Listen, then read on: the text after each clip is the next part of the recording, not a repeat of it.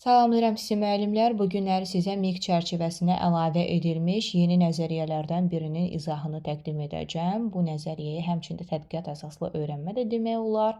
Lakin biz elə nəzəriyyə adı ilə səsləndirsək daha gözəldir ki, koqnitiv öyrənmə nəzəriyyəsi. Yəni biz bu gün öyrənəcəyik Cerin-Brunner'i.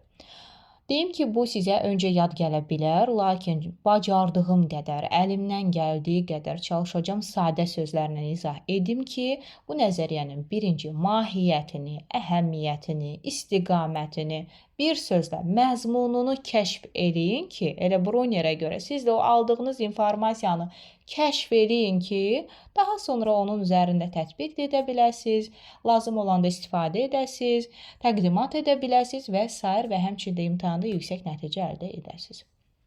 Keçid alırıq izahımıza. Ümumiyyətlə deyək ki, müəllimlər, Cerin-Brunner'ə görə koqnitiv öyrənmə dedikdə, biz əsas birinci bunu vurğulayacağıq ki, öyrənmə dedikdə insanın koqnitiv fəaliyyəti nəzərdə tutulur. Koqnitiv fəaliyyət əsaslanır. Və Brunner də deyir ki, şagird və yaxud da deyək hər hansısa elə bir insan və yaxud biz müəllimlər Brunner'ə görə sadəcə informasiyanı qəbul edən tərəf deyilik. Məlumatı qəbul etdim, bu qədər. Şagird biliyi qəbul etdi, mənimsədi, bu qədər. Xeyr. Brunner deyir ki, o qəbul etdiyi biliyi neynəsin? Kəşf eləsin, araşdırsın, düşünsün, digər öyrəndikləri ilə əlaqələndirsin, onun əhəmiyyətini, mahiyyətini anlamağa çalışsın. Bax, bu Brunner'in istiqaməti məhz budur. Yəni, şagird deyir, pasiv tərəf olmasın. İndi keçək biraz da dərindən öyrənməyə. Müəllimlər, Cerin-Brunner'ə görə əsas məsələ də budur ki, öyrənməni stimulla reaksiya əlaqəsi kimi deyil, nə edir? Anlama və düşünmə prosesi kimi qələmə verir.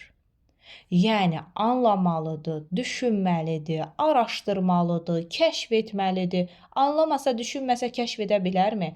Anlamasa, düşünməsə əlaqələndirə bilərmi? Xeyr.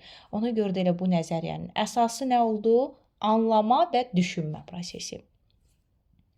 Keçid alırıq digər istiqamətimizə. Brunner'ə görə bu nəzəriyyənin bir neçə istiqaməti var. Prinsip də deyə bilərik buna, istiqamət də deyə bilərik. Birinci, kəşf yolu ilə öyrənmə. Hansı ki, araşdıraraq öyrənmə. Bunu biz necə edirik? Məsələn, şagirdlər bilikləri, bayaq dedim, sadəcə qəbul etməyəcək, biz istiqamət verəcəyik, yol göstərəcəyik, özləri kəşf edəcəklər. Daha sonra bir də situasiya deyim sizə.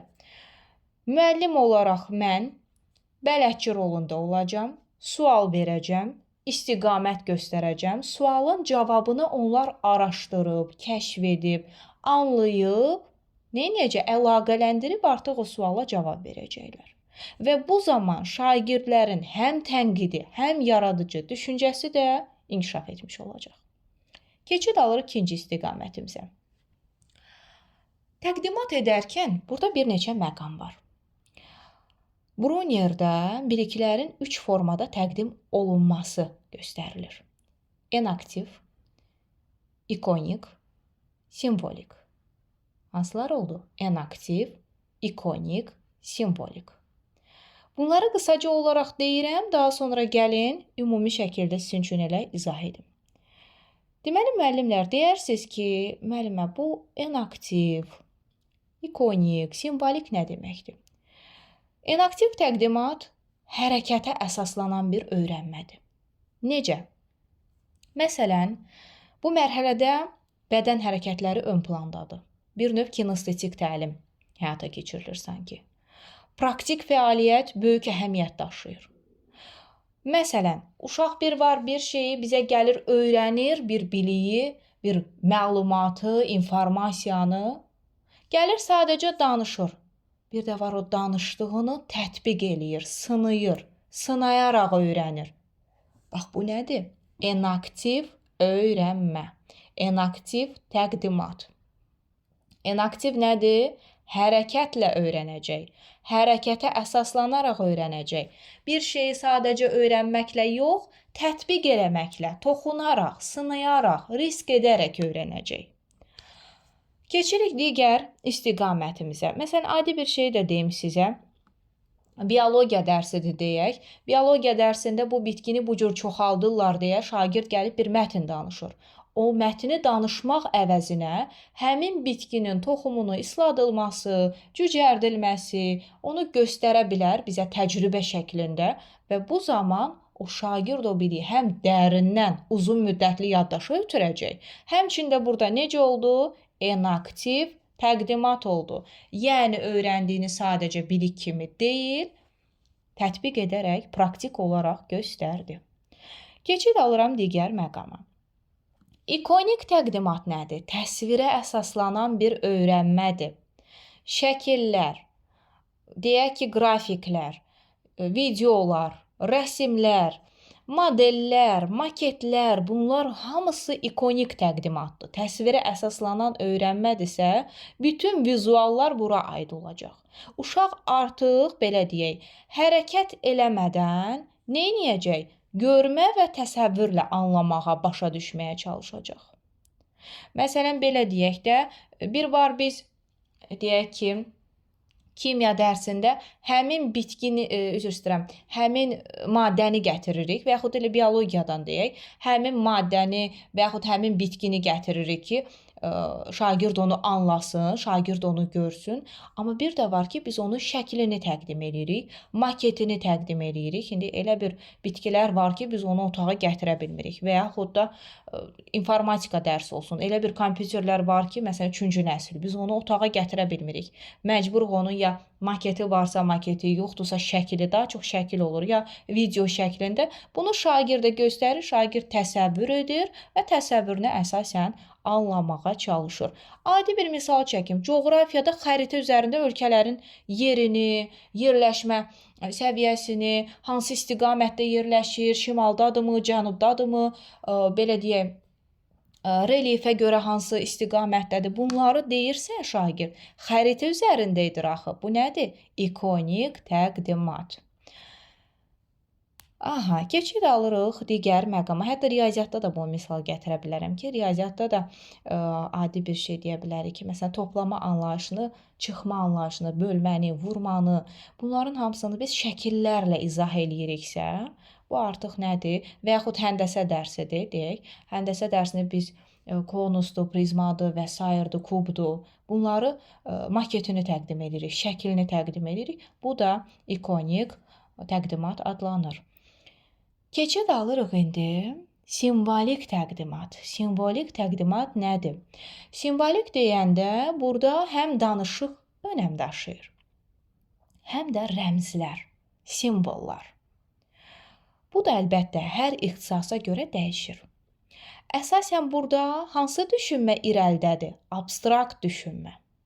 Çünki burada öyrənmə ya sözlərlə olacaq, ixtisasa görə ya ədədlər olacaq, ya formulalar olacaq və s.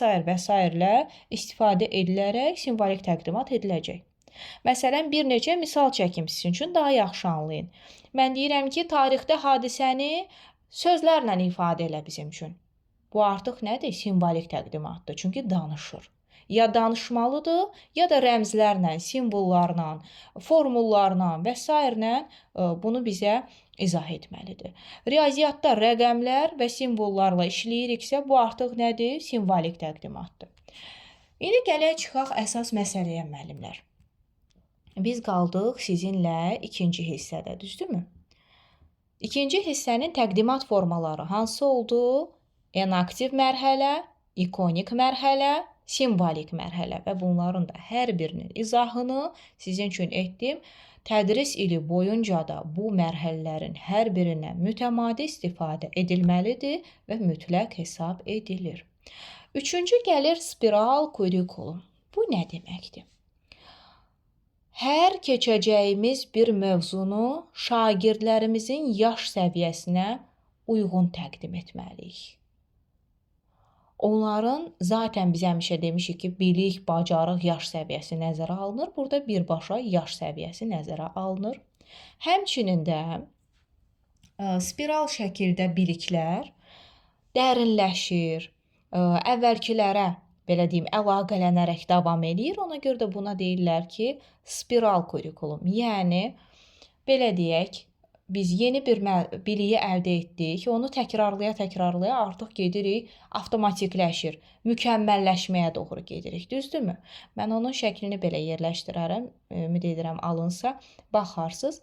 Yəni biliklər balaca bir formadan yuxarı doğru irəlilədikcə orada təkrarlama da var, yeni məzmunu təkrarlayaraq mükəmməlləşmə də var və bu da bir növ Edgar Dale'ın piramidasına bənzəyir hardasa. Hardasa bənzərliyi var ki, orada var idi aşağı təfəkkür, yuxarı təfəkkür. Burada birbaşa elə çətinlik dərəcəsi yeni öyrəndi, təkrarladı, mükəmməlliyə doğru getdi. Bu şəkildə də izahlarım olacaq sizə. Dördüncü prinsip olaraq, istiqamət olaraq deyir motivasiya və maraq. Bruner'a görə öyrənmənin təbii motivasiyası nədir müəllimlər? Təbii motivasiya nə ola bilər? Anlama istəyi. Biz çalışırıq ki, belə deyək, hər zaman şagirdlərimizlə mükafat və cəza arasında qalırıq, düzdürmü? Amma burada mükafat və cəza yox, öyrənmə marağı olmalıdır şagirdə.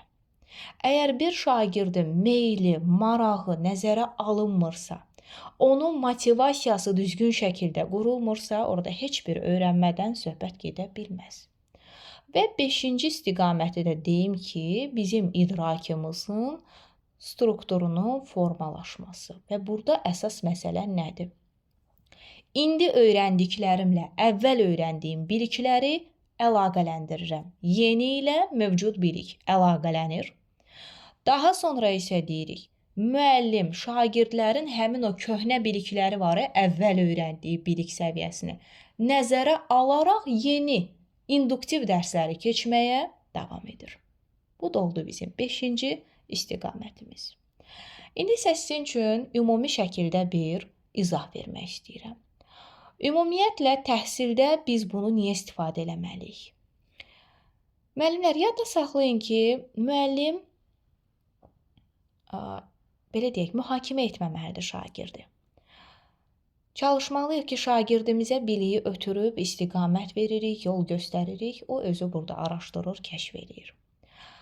Dərslərdə biz problem yaratmamalıyıq, problemi təqdim etməliyik. Şagird problemin həlli üçün araşdırıb öz kəşflərini etməlidir. Sual-cavab təşkil olunmalıdır, layihə təşkil olunmalıdır, tədqiqat təşkil olunmalıdır. Bax, bunlar hamısı nəzərə alınmalıdır. Daha sonra, bayaq dedim ki, kurikulum spiral. Bunu da biraz açıqlayayım sizə. Mövzular təkrar olunur. Amma hər dəfə daha da, belə deyək, təkmilləşdirilir. Təkrarlama nə üçündür? Elə bir şey təkrarlayıb yerində addımlanmır ki, irəliyə getmək üçün. Köhnə öyrəndiklərini yada salıb yeni öyrəndiyi ilə əlaqələndirmək üçün. Daha sonra vizual və praktik materiallardan istifadə nəyə görə ön plana çəkdik? Şagirdin gözəl anlaması üçün. Vakovara vizual, audial, kinestetik oxuyub yazaraq biz bunları niyə deyirik? Çünki bu hər bir nəzəriyyədə nəzərə alınır. Dərslər necə olmalıdır? Əlbəttə ki, kurikulumdan söhbət gedirsə, şagird yönümlü, şagird mərkəzli təşkil edilməlidir. Müəllimlər, bir məsələni də sizin diqqətinizə çatdırım ki, biz ümumilikdə burada danışdıq, lakin bəzi məqamlar var.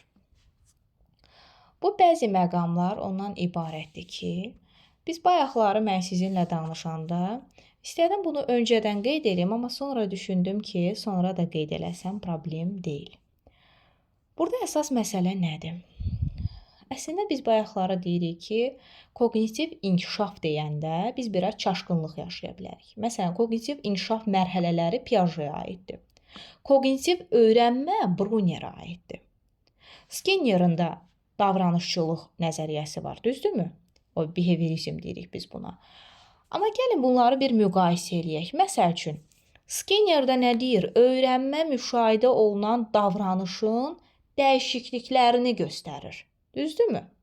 öyrənmə, müşahidə olunan davranışın getdikcə dəyişməsi, irəliləməsi, axsaması və s. bunları göstərir. Piaget'in kognitiv inkişaf mərhələləri nəzəriyyəsi nə deyirdi? Deyirdi, öyrənmə yaşla dəyişən bir mərhələdir. Yaşla dəyişən bir idraka sahibdir. Brunner nə deyir bəs kognitiv öyrənmədə? Bayaq nə dedik? Şagird özü aktiv şəkildə biliyi qəbul edib, həmin biliyi passiv saxlamadan kəşf edib, araşdırıb, əlaqələndirib və s. üzərində proseslər aparmalıdır. Yəni, kognitiv inkişaf deyən kimi o dəqiqə Piaget ağlımıza gəlirsə, indi kognitiv öyrənmə deyən kimi nə ağlımıza gələcək? Birbaşa olaraq yadımızda saxlayacağıq Jerome Brunneri. Əslində müəllimlər sadə bir nəzəriyyədir, çətinliyi yoxdur. Düşünürəm ki, tətbiq etdikcə biz bir şeyi yadda saxlayacağıq ki, Brunnerin nəzəriyyəsində müəllim kimdir? Fasilitator. Müəllim bələdçidir. Şagird burada tədqiqatçıdır. Yəni aktiv şəkildə bilikləri kəşf edəcək, araşdıracaq, əlaqələndirəcək, anlamağa çalışacaq, mahiyyətini, əhəmiyyətini aşkarlamağa çalışacaq. Və diqqət eləyin ki, problem həll etmək üçün böyük bir əhəmiyyət kəsb edir, tədqiqat əsaslı öyrənməyə əsaslanır və ən vacib məqamda budur ki, şagirdlər burada passiv şəkildə, belə deyək, dərsi mənimsəmirlər. Özləri aktiv şəkildə bunu qəbul edirlər deyə dərs onlar üçün maraqlı olacaq. Bu izahlarımızın davamı olacaq. Bəyənirsinizsə, sizin belə deyək, bilik səviyyənizi artıra bilirəmsə, nə xoş mənə. Buyurub bəyənin, abunə olun. Yeni paylaşımlardan xəbər tutmaq üçün mütləq şəkildə abunə olmalısınız, bildiriş gələcək. Paylaşın, qoy hər kəs yararlansın. Necə ki, sertifikasiya müsahibədə dəstək oldum müəllimlərimizə, yenə də bu dəstəyimi miqçilərdən də əsirgəməyəcəm və kim də bu haqda məlumat almaq istəyirsə, kimin üçünsə nəsə narahatlıq varsa və həmçinin də dərslərimizə yazılmaq üçün buyurub qeydiyyat ola bilərsiniz. İzlədiyiniz üçün təşəkkür edirəm.